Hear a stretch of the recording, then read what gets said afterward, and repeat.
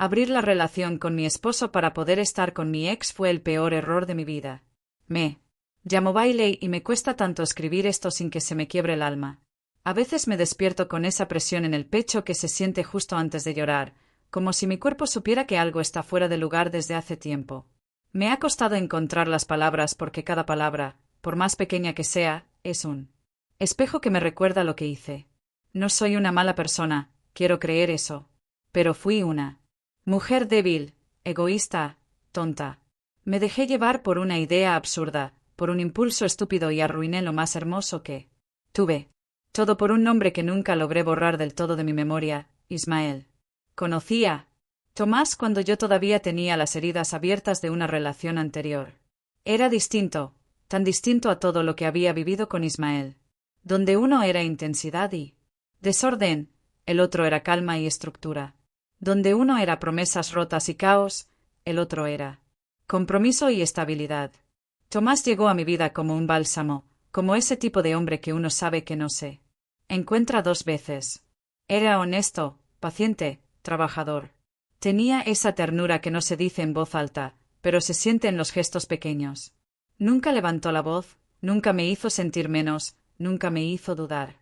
Me cuidó incluso cuando yo no sabía cómo cuidar de mí misma. Me eligió incluso cuando yo no me elegía. Nos enamoramos de forma pausada, sin fuegos artificiales, pero con cimientos sólidos. De esas historias que no se cuentan con emoción, pero que se viven con paz. Nos casamos después de 2 años de noviazgo y compartimos un departamento pequeño que con el tiempo se volvió nuestro refugio. Nada nos sobraba, pero no nos faltaba nada esencial. Me despertaba con café en la mesita y me dormía con su respiración serena al lado. Teníamos esa rutina que algunos llamarían aburrida, pero para mí era todo lo que siempre había querido. Pero dentro de todo eso, en lo más profundo, Ismael todavía vivía. No como una posibilidad, sino como una sombra, una memoria, una historia inconclusa. No me gustaba pensar en él, pero a veces su nombre venía a mi mente cuando menos lo esperaba, en los silencios largos, en los días de lluvia, en alguna canción vieja. A Tomás nunca le conté todo. Sabía que había amado a alguien antes, pero nunca le confesé cuánto había significado para mí y cuánto daño me había hecho. Porque si lo decía en voz alta, temía que esa parte rota mía empezara a sangrar de nuevo. El amor que Tomás y yo nos profesábamos nunca fue uno de esos que saltan a la vista, nunca fue escandaloso, nunca fue explosivo. Era más bien como una brisa constante, como una taza de té caliente en un día gris, como una canción que uno no canta a gritos pero no deja de tararear. Lo nuestro tenía la forma del cuidado, del tiempo compartido sin la necesidad de llenarlo de palabras. Tomás me conocía en lo simple, en lo que a veces ni yo misma alcanzaba a ver. A su manera, me amaba con una profundidad silenciosa que, en su momento, confundí con monotonía. Y ahora me doy cuenta, tarde, que lo que confundí con rutina era en realidad estabilidad. Lo que pensé que era falta de pasión era presencia constante, era tener a alguien que nunca fallaba, que siempre volvía a casa, que me escuchaba sin interrumpirme, que me miraba con ojos de calma incluso cuando el mundo afuera parecía colapsar.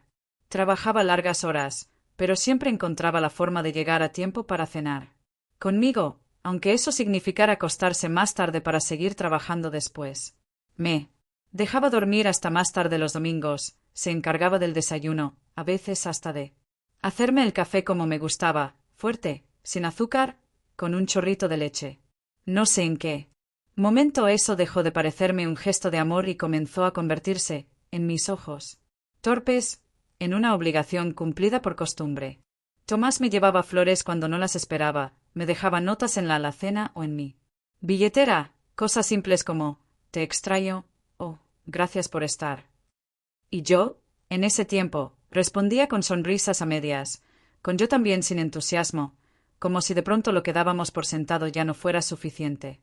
Ahora que lo pienso desde esta distancia emocional en la que me encuentro, me doy cuenta de que él nunca cambió. Fui yo quien comenzó a mirar hacia otro lado. Fui yo quien, sin darme cuenta, empezó a cerrar los ojos al amor tranquilo porque no ardía. Porque no tenía el vértigo que yo, quizás en mi inconformidad, empecé a buscar. Y lo busqué.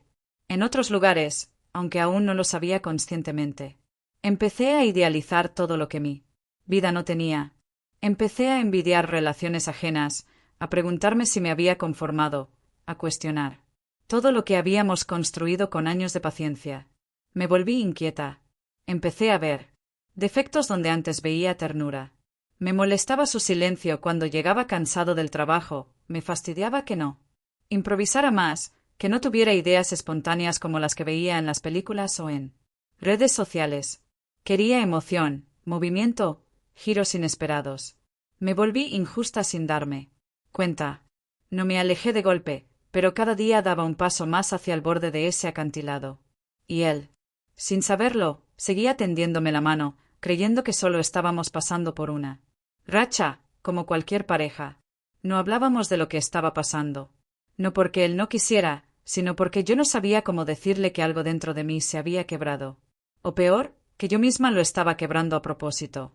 Y fue entonces, en medio de esa confusión que crecía como un rumor que se niega a morir, cuando Ismael volvió a aparecer en mi vida. Como un eco. Como un error que uno juró haber dejado atrás. Lo encontré por casualidad. Oh. Eso me repetí muchas veces. Lo vi en una cafetería a la que no solía ir.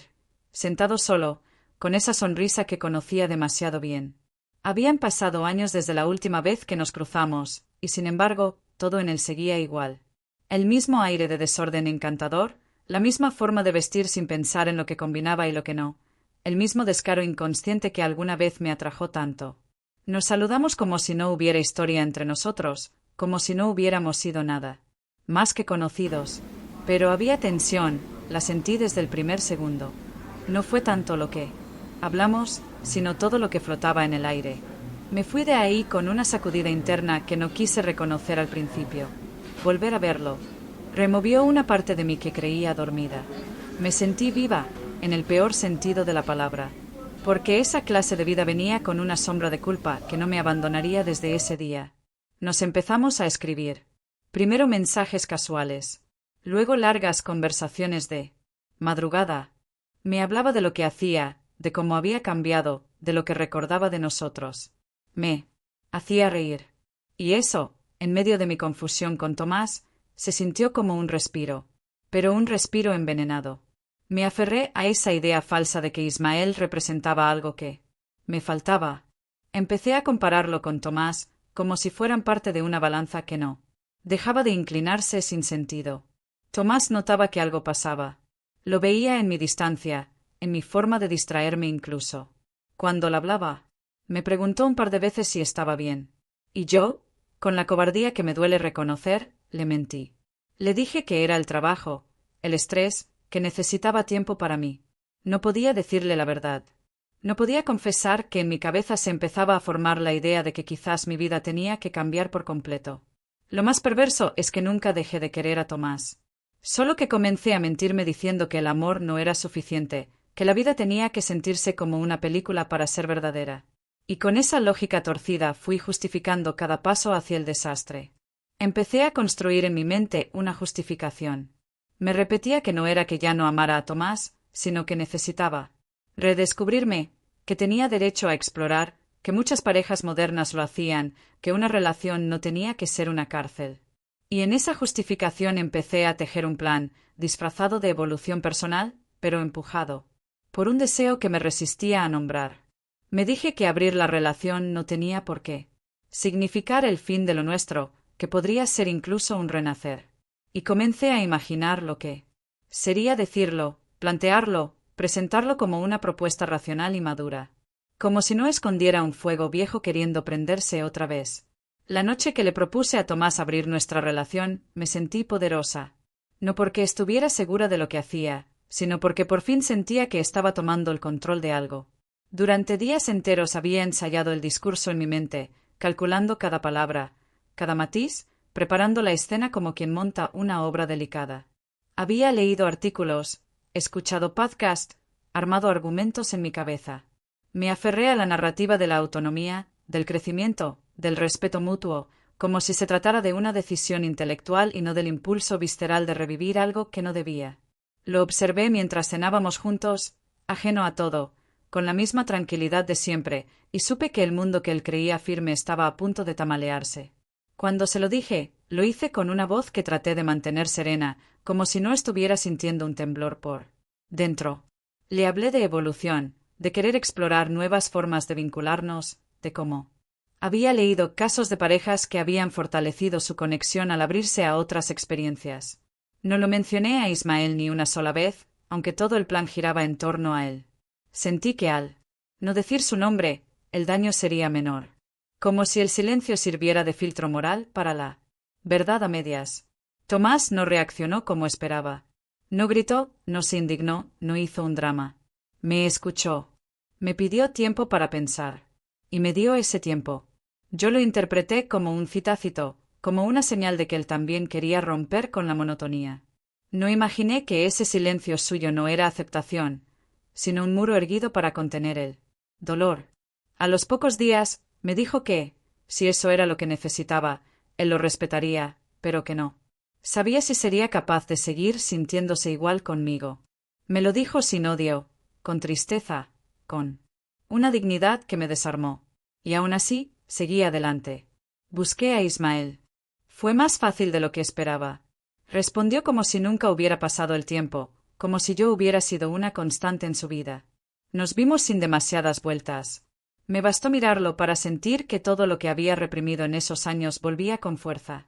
Me perdí en esa emoción, me dejé llevar como si no hubiera consecuencias, como si estuviera escapando de algo y no corriendo hacia una ruina.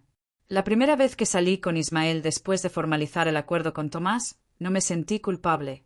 Me sentí liberada, como si hubiera logrado algo que otras mujeres no se atreven a hacer, como si estuviera siendo valiente por seguir un impulso profundo y visceral. Me arreglé con una ansiedad que hacía años no sentía, como si fuera una adolescente otra vez, pero por dentro sabía que esa emoción no era plenitud, sino la euforia del autoengaño. Ismael me recibió como siempre, con esa actitud despreocupada, encantadora y un tanto arrogante que me había seducido en el pasado. Parecía tan cómodo con la situación, tan relajado, como si yo no hubiera desaparecido de su vida por años, como si él tampoco hubiese cambiado. Y eso, en ese momento, lo sentí como una señal positiva. Esa noche fue intensa, en todos los sentidos. Ismael tenía la habilidad de hacerme sentir única con solo mirarme, de hablarme como si el tiempo no hubiera pasado, como si yo aún fuera esa mujer que lo admiraba sin reservas. Me dejé llevar por la nostalgia, por las ganas de revivir lo que habíamos perdido. Pensé que quizá, con esta nueva libertad, podría tener lo mejor de ambos mundos, la seguridad de Tomás y la emoción de Ismael. Me repetí eso como una oración, como una certeza que me ayudara a no ver el abismo que se abría debajo de cada paso. Pero el inicio de esta relación abierta no fue tan limpio como intenté convencerme. En casa, algo empezó a cambiar de forma sutil. Tomás ya no preguntaba dónde iba. Ya no me esperaba despierto. No me miraba con la misma ternura. Había una distancia nueva entre nosotros, una especie de respeto resignado, como si me hubiera cedido el espacio que pedí, pero no supiera qué hacer con él. Yo intentaba actuar con naturalidad, no mencionar mis salidas, no dar detalles, y él tampoco los pedía. Lo nuestro, sin palabras, se estaba convirtiendo en una convivencia formal, en una coreografía domesticada donde evitábamos pisarnos el uno al otro. Con Ismael, todo era más desordenado, más impulsivo. Me buscaba cuando quería, me dejaba en visto cuando no, me halagaba sin profundidad, me tocaba con urgencia, pero sin intención de quedarse. Al principio no lo noté o no quise notarlo. Me aferré a las emociones fuertes, a los reencuentros, a las frases apasionadas que me decía al oído. Pero bastaron unas semanas para que las grietas comenzaran a mostrarse. Su falta de compromiso, sus ausencias sin explicación, su forma de reírse cuando hablaba de relaciones serias como si fueran un chiste. Y, sin embargo, yo seguía ahí, atrapada entre la fidelidad callada de Tomás y la indiferencia magnética de Ismael. Me di cuenta de que la libertad que había pedido me pesaba más de lo que imaginaba. No era libertad, era una carga. Había querido romper con lo establecido, con la rutina, con lo predecible, pero lo que obtuve fue una especie de limbo emocional donde no terminaba de pertenecer a ningún lado. Con Tomás me sentía una traidora. Con Ismael, una opción entre muchas. Y yo, que me creía moderna, evolucionada, liberada, no era más que una mujer confusa que no supo valorar lo que tenía. Empecé a notar que cuando volvía a casa después de ver a Ismael, la casa me recibía con un silencio que dolía. Tomás no reclamaba, pero su tristeza era evidente en los detalles, en cómo evitaba mirarme mucho tiempo, en cómo se encerraba en su estudio por horas, en cómo ya no me tocaba al dormir. Yo me aferraba a la idea de que esto era parte del proceso, que con el tiempo se estabilizaría, que él también exploraría otras opciones y entonces estaríamos en equilibrio. Pero él no lo hacía. No salía, no buscaba a nadie. Solo se alejaba más de mí. Me preguntaba si estaba esperando que me cansara, si su silencio era una trampa de paciencia, una forma de rendirse sin decirlo. Mientras tanto, con Ismael, todo se volvía más insatisfactorio. Las citas se hacían menos frecuentes, las conversaciones más vacías, el sexo más mecánico. Empecé a entender que lo que había buscado no existía, que la idea de reconstruir una pasión del pasado era una fantasía tejida por la frustración y el aburrimiento, no por el amor. Y ahí, en medio de esas dos realidades paralelas, comencé a sentirme más sola que nunca. No tenía el amor de antes ni la pasión que creí recuperar. Me había quedado en medio, con una puerta abierta que no conducía a ningún lugar. Me costó aceptarlo. Me tomó noches enteras sentada al borde de la cama mientras Tomás dormía, mirándole la espalda con una angustia que me desgarraba por dentro, con la culpa latiéndome en las sienes como una fiebre sin tregua. Me preguntaba cómo habíamos llegado ahí, cómo había pasado de amarlo hasta el alma a verlo como una sombra que habitaba mi misma casa sin tocarme, sin hablarme, sin siquiera mirarme como antes. Yo había empujado todo a ese punto, yo había metido el veneno en el corazón de nuestra historia con mis propias manos, con mis decisiones cobardes disfrazadas de liberación personal. Y aún así, aun entendiendo eso, no sabía cómo arreglarlo. Ismael seguía siendo una constante en mi vida, aunque cada vez más errático, más distante, más cínico. A veces llegaba tarde, a veces no llegaba. A veces hablábamos y me sentía escuchada, pero la mayoría de las veces simplemente estaba ahí para pasar el rato, como si yo fuera una estación en su camino, no un destino. No me amaba, y lo sabía. No lo decía con palabras, pero lo decía todo su cuerpo, su silencio tras nuestras conversaciones, su mirada que no se quedaba fija en mí más de unos segundos. Era obvio que lo que me había ofrecido no era un reencuentro de almas, sino un escape temporal de su rutina, de su soledad tal vez. Y yo, ilusa, creí que era algo más. Quise creer que aún me recordaba con amor, que revivir lo que fuimos sería suficiente para que volviera a quedarse, para que me eligiera. Pero Ismael nunca me eligió. Solo me dejó elegirlo a mí, sabiendo que yo tenía más que perder. Tomás sí me eligió alguna vez.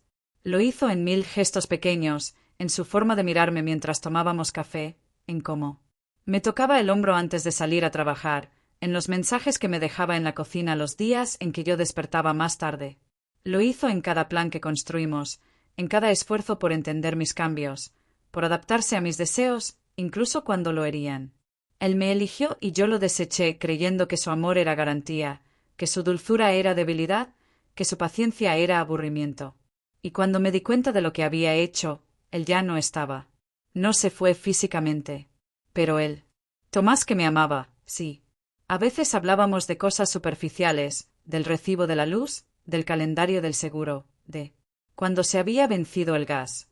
Pero no hablábamos de nosotros. No me preguntaba cómo estaba, no me tocaba más que por cortesía.